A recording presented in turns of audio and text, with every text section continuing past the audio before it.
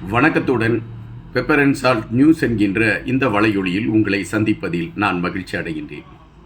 தினமும் பல விடயங்களை குறித்து நான் பேசிக் கொண்டிருக்கின்றேன். குறிப்பாக தமிழர் தாயகத்தில் நடந்து கொண்டிருக்கக்கூடிய அரசியல் களங்களை மையப்படுத்திய செய்திகளை எடுத்து வைத்து கொண்டிருக்கின்றேன். நீங்கள் ஆதரவை கொடுத்து கொண்டிருக்கின்றீர்கள். உண்மையிலே அது எனக்கு ஒரு பெரிய மகிழ்ச்சி தான். எப்படி உங்களுக்கு நன்றி சொல்வதென்பது எனக்கு தெரியவில்லை. நான் தொடர்ச்சியாக என்னுடைய களத்தை எடுத்து சென்று கொண்டிருக்கின்றேன். சில நேரங்களில் நமக்கு கிடைக்கக்கூடிய விமர்சனங்கள் அல்லது சில நேரங்களில் நம்மை மையப்படுத்தி எழுப்பப்படுகின்ற சில கருத்தாக்கங்கள் மனதிற்குள் ஒரு சோர்வை ஏற்படுத்தி விடுகின்றன. அந்த சோர்வு ஏற்படுகின்ற நேரத்தில் நாம் எதற்காக இதையெல்லாம் குறித்து பேசிக்கொண்டு இருக்க வேண்டும்? நாம் உண்டு, நம் வேலை உண்டு என்று வேறு களங்களை நோக்கி நாம் செல்லலாமே என்கின்ற எண்ணம் மனதிற்குள் எழும்பி விடுகின்றன. நேற்று கூட நான் காணொலியை வெளியிடாமல் இருந்ததற்கான காரணம் ஏறக்குறைய அதுவாகத்தான் இருந்திருக்கும் என்று என் மனது சொல்கின்றது. குறிப்பாக நான் தமிழர் தாயகத்தை மையப்படுத்திய கருத்துக்களை பதிவிட்டு கொண்டிருக்கக்கூடிய இந்த வேளையில் ஒரு பிரதான தளத்தை எங்களுடைய வலையொலி சார்பாக நான் எடுத்துக்கொண்டிருக்கின்றேன். அது வைத்தியர் அர்ஜுனாவிற்கு ஆதரவான ஒரு நிலைப்பாடு. எதற்காக வைத்தியர் அர்ஜுனா அவர்களுக்கு ஆதரவான ஒரு நிலைப்பாடு என்பதை மையப்படுத்தி நான் பல தடவை அது சார்ந்த விடயங்களை குறித்து பேசியிருக்கின்றேன். எப்படி என்றால், ஒரு அரசியல் களம் என்கின்ற பொழுது ஒரு மாற்று அரசியல் களம் தேவைப்படுகின்றது. இன்றைய சூழலில் தமிழர் தாயகத்தில் ஒரு மாற்று அரசியல் களம் தேவைப்படுகிறது என்கின்ற கருத்து வலுவடைந்த பின்புதான் பல தமிழ் அரசியல் கட்சி தலைவர்கள் இதற்கு முன்பு என்னென்ன பணிகளை மக்களை மையப்படுத்தி செய்து கொண்டிருந்தார்கள் என்கின்ற உண்மை நிலை தெரிய ஆரம்பித்திருக்கின்றது. அதுபோல நாடாளுமன்றத்தில் இப்பொழுது மக்களுக்கு ஏதாவது ஒரு பிரச்சனை ஏற்படுகின்றது என்றால் அது நாளை உடனடியாக பாராளுமன்றத்தில் அது எதிரொலிக்கக்கூடிய ஒரு களத்தை நம்மால் பார்க்க முடிகின்றது. எனவே ஒரு மாற்று அரசியல் உருவாக வேண்டும் என்கின்ற நிலைப்பாட்டில் நாம் தொடர்ச்சியாக வைத்தியர் அர்ஜுனா சார்ந்த கருத்துக்கள், அதாவது வைத்தியர் அர்ஜுனா அவர்களால் பேசப்படுகின்ற கருத்துக்களை எடுத்துக்கொண்டு பதிவிட்டு கொண்டிருக்கின்றோம்.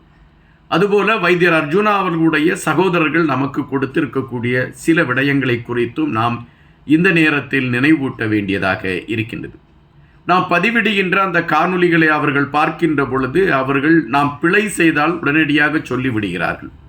நீங்கள் பேசிய இந்த கருத்தில் வைத்தியருடைய நிலைப்பாடு இது, நீங்கள் பேசிய கருத்து இது என்ற ஒரு அதில் இருக்கக்கூடிய பிழையை எடுத்து வைக்கிறார்கள். அதுபோல வைத்தியர் அர்ஜுனா அவர்கள் ஏதாவது ஒரு சறுக்கலுக்கு தன்னை திருப்பிக் கொண்டு சென்று விடுவார் என்கின்ற ஐயப்பாடுகள் அவர்கள் மனதில் எழும்புகின்ற பொழுது அவர்கள் கொதித்து போகிறார்கள். நம்மோடு பேசுகின்ற பொழுது அவர்கள் குறிப்பிட்ட விடயம் ஒன்றுதான். எங்கள் மக்களுடைய விடுதலைக்கான ஒரு களத்தை தேடிக்கொண்டு நாங்கள் இருந்து கொண்டிருக்கின்றோம். எங்களுடைய சகோதரர் வைத்தியர் அர்ஜுனா அவர்கள் அதற்காக களத்தில் நிற்கிறார் இப்பொழுது. எனவே அவர் பாதை மாறுகின்ற சூழல் ஏற்படுகின்ற அந்த நிலைமை ஏற்படுமாயின் எங்கள் சகோதரர் என்று பார்க்காமல் அவரை நாங்கள் எதிர்க்கக்கூடிய ஒரு விடயத்தை கையில் எடுப்போம் என்று அவர்கள் குறிப்பிட்டிருந்தார்கள். இது சராசரியாக யாரும் சொல்லக்கூடிய ஒரு விடயம் அல்ல. நாங்கள் என்ன பாதையை நோக்கி சென்று கொண்டிருக்கின்றோமோ அந்த பாதை தான் தெளிவான பாதை என்கின்ற ஒரு கருத்தாக்கத்தை எடுத்துக்கொண்டு பயணிப்பதை தான் பெரும்பாலானவர்கள் விரும்புவார்கள் அல்லது செய்து கொண்டு இருப்பார்கள். ஆனால் தங்களுடைய சகோதரர் தவறு செய்தால் அதை திருத்துவதற்கு நாங்கள் தயாராக இருக்கிறோம், அல்லது அவரை நீ இந்த போகிற பாதை தவறென்று சொல்லுவோம், அவர் ஏற்றுக்கொள்ளவில்லை என்றால் அவரை எதிர்ப்பதற்கு தயாராக இருக்கிறோம் என்கின்ற மனநிலை அவர்களிடம் இருக்கின்ற பொழுது அதிலே ஒரு நேர்மையின் பார்வை இருந்ததாக மனதிற்கு தெரிந்தது. எனவே வைத்தியர் அர்ஜுனா சார்ந்த ஒரு அரசியல் களம் தமிழர் தாயகத்தில் கட்டி அமைக்கப்படுவது ஒரு மாற்றத்திற்கான அறிகுறியாக இருக்கும் என்கின்ற ஒரு எண்ணம் மனதிற்குள் வந்ததின் அடிப்படையில்தான் வைத்தியர் அர்ஜுனா அவர்களை ஆதரவு நிலை எடுத்துக்கொண்டு பயணிக்கக்கூடிய ஒரு களத்தை எடுத்தோம். அதை தொடர்ந்து கொண்டும் இருக்கின்றோம். இதில் எந்த விதமான மாற்று கருத்தும் இல்லை. இங்கே விமர்சனங்கள் வைக்கப்படுகின்றது. ஒருவர் சொல்கின்ற ஒரு கருத்தியல் இருக்கின்றது. அந்த கருத்தியலுக்கு எதிரான விமர்சனங்கள் வைப்பது என்பது அது இயற்கை. இப்பொழுது உங்களுக்கு ஒரு கருத்தியல் இருக்கும், எனக்கு ஒரு கருத்தியல் இருக்கும். நான் சொல்லக்கூடிய கருத்தியலுக்கும் உங்களுடைய கருத்தியலுக்கும் முரண்பாடு இருக்கிறது என்றால் அந்த முரண்பாடுகளை மையப்படுத்திய விடயங்களை நீங்கள் எடுத்து வைப்பது ஒன்றும் தவறில்லை.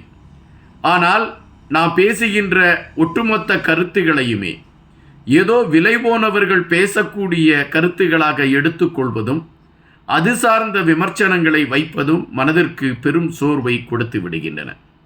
வைத்தியர் அர்ஜுனா அவர்களுடைய செயல்பாடுகள் எந்த இடத்தில் சறுக்கலை சந்தித்திருக்கிறது என்று அவர் அரசியல் களத்திற்குள் காலடி வைத்த பின்பு நாம் தேடி பார்த்தால் இந்த மக்கள் என்கின்ற அடிப்படையில் அந்த மனிதன் தன்னுடைய தூக்கத்தை எல்லாம் தொலைத்து கொண்டு ஓடிக்கொண்டிருக்கின்றார்.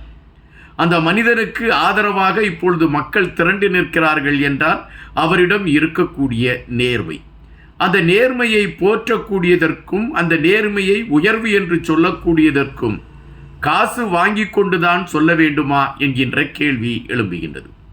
ஒரு மாற்று அரசியல் உலகம் முழுவதும் உருவாக்கப்பட வேண்டும் என்கின்ற மனநிலை பொதுவாக எல்லா மக்கள் மன்றத்திலுமே எழும்பிக் கொண்டு இருக்கின்றன. எனவே அந்த சூழலில் தமிழர் தாயகத்திலும் அதுபோன்ற ஒரு மாற்று நிலையை மையப்படுத்திய களம் உருவாகி கொண்டிருக்கிறது. அதற்கான பிதாநாயகனாக அல்லது அதற்கான கதாநாயகனாக அதற்கான தலகர்த்தாவாக முன்னிற்கக்கூடிய ஒருவராக வைத்தியர் அர்ஜுனா அவர்கள் இருக்கின்றார். அப்பொழுது வைத்தியர் அர்ஜுனா அவர்களுக்கு ஆதரவான நிலைப்பாட்டை எடுப்பது என்பது ஒரு பெரும் பாவச் செயலாக இங்கு யாரும் கருதிவிட முடியாது. முன்பு கூட என்னை பொறுத்த மட்டில் பலர் பலவிதமான கருத்துக்களை பதிவிட்டு கொண்டிருந்தார்கள் தேசிய தலைவரை மையப்படுத்தி. ஆனால் என்னை பொறுத்த மட்டில் என் மனதிற்குள் இருக்கக்கூடிய நம்பிக்கை தேசிய தலைவர் இருக்க வேண்டும் என்பது என்னுடைய நம்பிக்கை. அதனால் நான் தொடர்ச்சியாக பல ஊடகங்களில் வந்த செய்திகளை எல்லாம் உள்வாங்கிக் கொண்டு தேசிய தலைவர் இருக்க வேண்டும் என்கின்ற நிலைப்பாட்டை மையப்படுத்தி கொண்டு பயணித்து கொண்டிருந்தேன். அது என்னுடைய கருத்தியல் அல்லது அது என்னுடைய நம்பிக்கை. அந்த நம்பிக்கைக்கு எதிரான நம்பிக்கை உடையவர்கள், அவரை இல்லை என்று சொல்லக்கூடியவர்கள் இருக்கிறார்கள். அவர்கள் எதிரான கருத்தியலை கொண்டவர்கள், எனக்கு எதிரானவர்கள் அல்ல. அதுபோலத்தான் வைத்தியர் அர்ஜுனா அவர்களுடைய செயல்பாடுகள் ஒரு ஏற்புடையதாக இருக்கிறது, ஒரு மாற்றத்திற்கான களமாக இருக்கிறது. எனவே அதை மையப்படுத்திய கருத்துக்களை மக்கள் மன்றத்தில் கொண்டு செல்ல வேண்டும் என்கின்ற நிலைப்பாட்டை எடுப்பது என்பது அவரிடம் காசு வாங்கி கொண்டு செயல்படுகிறோமா என்கின்ற கேள்வியை எழுப்பியிருக்கக்கூடியவர்கள் மனதில் சிந்திக்க வேண்டியதாக இருக்கின்றது. வைத்தியர் அர்ஜுனா அவர்களிடம் அவர்கள் சார்ந்த பல விடயங்களை நாம் செய்திகள் மூலம் அறிந்து கொள்கின்றோம். அதுபோல நாம் பிழை செய்கின்ற பொழுது இல்லை நீங்கள் கூறுகின்ற கருத்து தவறு என்று திருத்துவதற்கான களங்களையும் அவரை சார்ந்தவர்கள் எடுக்கிறார்கள். இதை தவிர எந்தவிதமான ஒரு பயணமும் அங்கு இல்லை. தமிழர் தாயகத்தில் ஒரு மாற்று அரசியல் கட்டுவிக்கப்பட வேண்டும் என்கின்ற தொலைநோக்கு சிந்தனையோடு அது எப்படி செயல்பட வேண்டும் என்கின்ற நிலைப்பாட்டை எடுக்கின்ற பொழுது இன்று சிங்கள தலைவர்கள் மத்தியிலே ஆணித்தரமாக பேசக்கூடிய ஒரு தலைவனாக இருக்கக்கூடியது வைத்தியர் அர்ஜுனா தான். மற்றவர்கள் சிங்கள தலைவர்களோடு பேசுவார்கள், நாடாளுமன்றத்தில் பேசுவார்கள். அன்று மாலை ஆகிவிட்டால் அவர்களும் அதே பேசிய சிங்கள தலைவர்களும் விருந்துண்டு மகிழ்ந்துண்டு செல்லக்கூடிய களங்களை எடுத்துக்கொண்டு போகக்கூடிய நிலைமையைத்தான் கடந்த 16 ஆண்டுகளாக பார்த்து கொண்டு இருந்தோம். தமிழர் சார்ந்த அரசியல் களம் பேசப்படுகிறது என்கின்ற செய்தி எடுத்து வைக்கப்பட்ட அதே வேளையில் அது எதிர்மறையான ஒரு களத்தை கொண்டதாகத்தான் உருவாக்கி கொண்டிருந்தார்கள். இப்பொழுது வைத்தியர் அர்ஜுனாவுடைய வருகைக்கு பின்புதான் தமிழர்களை சார்ந்த விடயங்கள் ஒரு பரபரப்பு செய்தியாக மாறிக்கொண்டிருக்கின்றது. இன்று மக்கள் மன்றத்தில் அது உற்று நோக்கக்கூடிய ஒரு களத்தை எடுத்திருக்கிறது. நாடாளுமன்றத்தில் இன்று தமிழர்களுக்கு எதிராக ஏதாவது நாம் செய்துவிட்டால் வைத்தியர் அர்ஜுனா அவர்கள் நாடாளுமன்றத்தில் அது சார்ந்த கருத்துக்களை எடுத்து வைத்து நம்மை உண்டு இல்லை என்று செய்து விடுவார். எனவே தமிழர்கள் விடயத்தில் சற்று கவனமாக இருங்கள் என்று சிங்களர்கள் சிந்திக்கக்கூடிய ஒரு களத்தை வைத்தியருடைய செயல்பாடு உருவாக்கி இருக்கிறது. இங்கு ஐநா மன்றத்தின் ஆணையருடைய வருகை பரவலாக பேசப்பட்டது. ஐநா மன்றத்தின் ஆணையருடைய வருகை பேசப்பட்ட பொழுது எல்லோரிடமும் ஒரு எதிர்பார்ப்பு இருந்தது, அவர் தமிழருடைய பகுதிக்கு வருகை தருவார் என்று. அந்த எதிர்பார்ப்போடு எல்லோரும் எதிர்பார்த்து காத்திருக்கக்கூடிய சூழலில் அவர் வருவாரா என்கின்ற விடயத்தில் கேள்வி எழும்புகிறது. அப்பொழுது பாதுகாப்புக்கு நின்று கொண்டிருந்த காவல்துறை அதிகாரிகள் சொல்கின்றார்கள் வைத்தியரிடம், நீங்கள் பேசுங்கள், ஒருவேளை அவர் வருவது கேள்விக்குறியாக இருக்கிறது என்று. உடனடியாக வைத்தியர் அவர்கள் யாரிடமோ பேசி அதற்கான களங்கள் உருவாக்கப்பட்டது என்கின்ற செய்திகள் எல்லாம் வலுவடைகின்றன. அப்படி என்றால் அந்த இடத்தில் வைத்தியர் அர்ஜுனா இல்லை என்றால் அந்த களம் உருவாகி இருக்குமா என்கின்ற கேள்வி எழும்புகின்றன. சிங்கள தலைவர்களை பொறுத்தமட்டில் விமல் வீரவன்சா, உதய கம்பன் பில்லா போன்றவர்கள் எடுத்து வைக்கக்கூடிய கருத்துக்களை வைத்து பார்த்தாலே தமிழர் பகுதிக்கு எப்படி அரசு ஐநா மன்றத்தின் ஆணையரை அனுப்ப முடியும் என்ற கேள்வியை கேட்டிருக்கிறார்கள் என்றால் அந்த சிங்களத்தை பொறுத்தமட்டில் இவர்கள் தமிழர் பகுதிக்கு வந்துவிடக்கூடாது என்பதில் தெளிவாக இருந்திருக்கிறார்கள் என்பதை நீங்கள் புரிந்து கொள்ள வேண்டும். ஆனால் தமிழ் நாடாளுமன்ற உறுப்பினர்கள், குறிப்பாக வைத்தியர் போன்றவர்கள் எடுத்த அழுத்தத்தின் காரணமாகத்தான் ஐநா மன்றத்தின் ஆணையர் தமிழர் பகுதிக்கு வந்திருக்கின்றார். அப்படி தமிழ் சார்ந்த மக்களுடைய நிலையை மையப்படுத்தி பயணித்து கொண்டிருக்கக்கூடிய வைத்தியர் அர்ஜுனா அவர்களுக்கு ஆதரவான நிலைப்பாட்டை எடுப்பது என்பது ஒரு பாவச் செயலா என்கின்ற கேள்விகள் நான் முதலில் எழுப்பியதான் மீண்டும் எழுப்புகிறேன். இங்கு விமர்சிக்கக்கூடியவர்கள் அல்லது விமர்சனம் என்கின்ற பெயரில் ஒரு தரைக்குறைவான வார்த்தைகளை பதிவிடக்கூடியவர்கள், நான் அதுபோன்ற வார்த்தைகளை பதிவிடுவேனா என்று தேடிக்கொண்டு இருக்கக்கூடியவர்கள் ஒன்றை புரிந்து கொள்ள வேண்டும். இந்த மண் மீட்படைய வேண்டுமென்றால் வைத்தியர் அர்ஜுனா போன்ற போராட்டக்காரர்கள் இந்த மண்ணிற்கு தேவைப்படுகிறார்கள். அவர்களுடைய செயல்பாடுகள் இங்கு அங்கீகரிக்கப்பட வேண்டும். அவர்களுடைய ஆற்றல் மிகு திறன்களை தமிழ் மக்கள் கொண்டாட வேண்டும். அப்படி கொண்டாடுகின்ற பட்சத்தில்தான் தமிழர்களுக்கான தீர்வை எழுதுவதற்கான ஒரு களம் அமையும் என்பதுதான் நிஜம். அதற்காக இந்த விமர்சனங்களை எல்லாம் புறந்தள்ளிவிட்டு எடுத்த செயல்பாடுகளில் முன்னேறி செல்வது சிறப்பு சேர்க்கும் என்கின்ற எண்ணத்தில் மீண்டும் காணொளிகளோடு உங்கள் முன்னால் அமர்ந்திருக்கின்றேன். நான் பதிவிட்ட இந்த கருத்தியலில் முரண்பாடுகள் இருக்கும் என்றால் நீங்கள் என்னோடு பேசுங்கள், அல்லது நான் பேசுகின்ற வைத்தியருக்கு ஆதரவாக பேசுகின்ற அந்த கருத்துகளில் பொய் இலையோடி கொண்டிருந்தால் நீங்கள் என்னோடு பேசுங்கள். ஏன் பொய்யை நீ கொண்டு வந்து எங்கள் மீது திணிக்கிறாய் என்று கூறுங்கள்.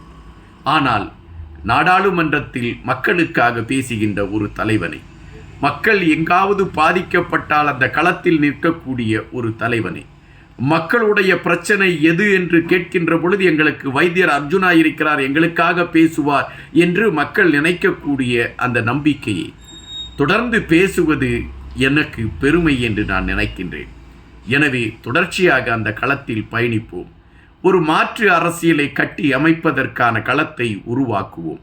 கண்டிப்பாக பல வருடங்களாக ஒரு மிகவும் நெருக்கடியான சூழலை சந்தித்து கொண்டிருக்கக்கூடிய தமிழினம் அதற்கான நீதியை கிடைப்பதற்கான களத்தை பெற வேண்டும். அதற்கான விடிவை பெறுவதற்கான களத்தை பெற வேண்டும். பல நாடுகள் அழுத்தங்களை முன்னிலைப்படுத்தி கொண்டு இருக்கிறது. ஐநா மன்றம் எடுத்திருக்கக்கூடிய நகர்வுகள் அதை மையப்படுத்தி இருக்கிறது என்ற நம்பிக்கைகள் வருகிறது. அந்த நம்பிக்கைகள் செயல்படுத்தப்பட வேண்டும். அப்படி என்றால் வைத்தியர் அர்ஜுனா போன்றவர்கள் பின்னால் நாம் திரள வேண்டும் என்பதுதான் நிஜம். நன்றியுடன் இன்பா.